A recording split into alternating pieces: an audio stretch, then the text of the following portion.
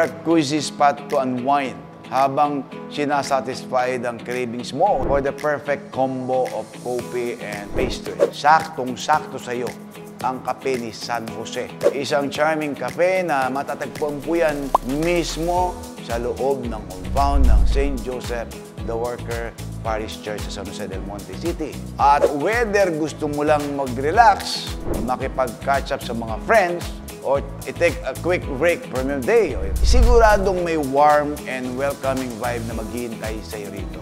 Faith, food, at feels one meaningful stop. Dito lang po yan, sa Galing Bulacan.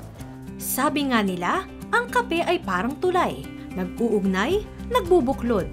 Pero paano kung ang bawat tasa ay hindi lang basta simula ng kwentuhan, kundi simula rin ng pagtulong sa simbahan? What if God connects us with coffee, faith, food, and coffee sa kape ni San Jose? Ilang hakbang lamang mula sa St. Mary's Building of St. Joseph the Worker Parish ay nasa kape ni San Jose ka na. Kapihang hindi lang pangkatawan, sapagkat ang layunin ay hindi lang basta negosyo, ito ay gawain para sa Diyos.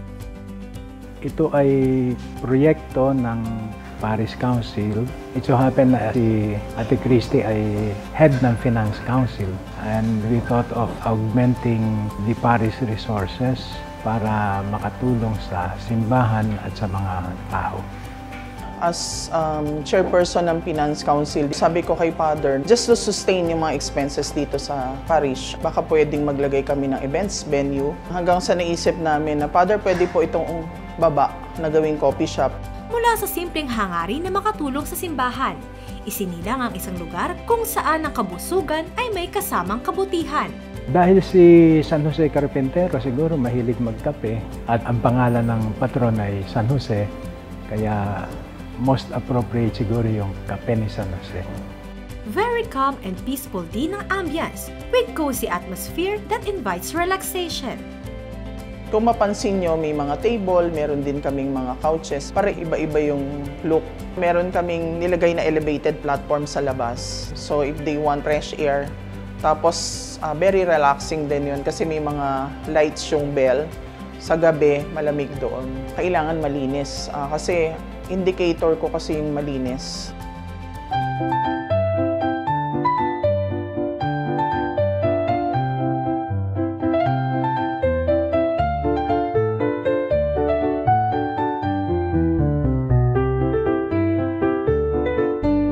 Kung ikaw naman ay fur parent o pet lover, sa kape ni San Jose, hindi lang mga tao ang tinatanggap, kundi pati ang mga mahal nating fur babies. Dahil ang malasakit dito, walang pinipiling kasama. Tao man o alaga, lahat ay welcome. Pet friendly kasi ang origin ng parokya ay St. Francis at si St. Francis ay patron ng mga hayop. At yung mga hayop dito, maski na ligaw lang, talagang inaalagaan namin. It so happened that SD was one of them. So we took care of SD. Siya yung nakikita palagi ng mga tao.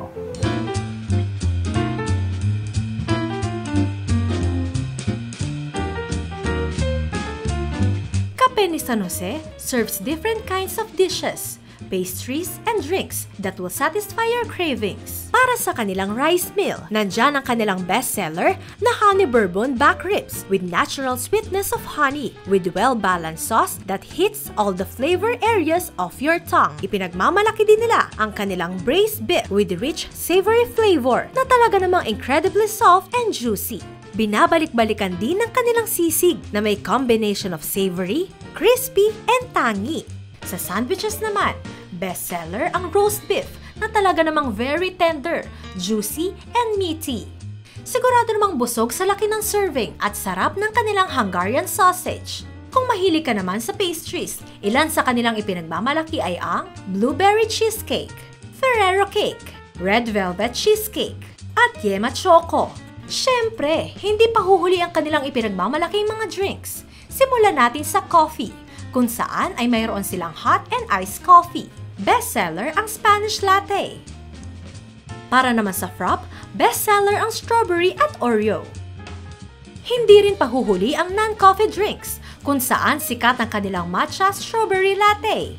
Yung kikitain nito, pupunta naman sa simbahan. In our few months in operation, maganda-ganda na yung kita. So tingin ko malaking maitutulong sa simbahan ito. Yung madalas na makain ko dito ay chicken cranberry walnut. Yung roast chicken, tapos roast beef, parang roast beef sandwich. Sa rice meal din, maraming pagpipilian. Marami yung serving at the same time masarap.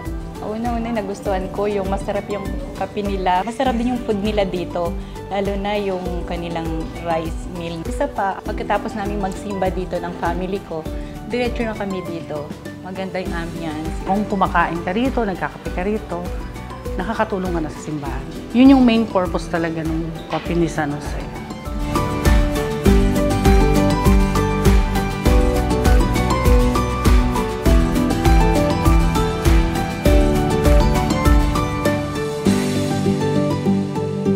Iniimbitahan ko po kayo na magkape sa Kape ni San Jose at hindi po kayo magsisisi.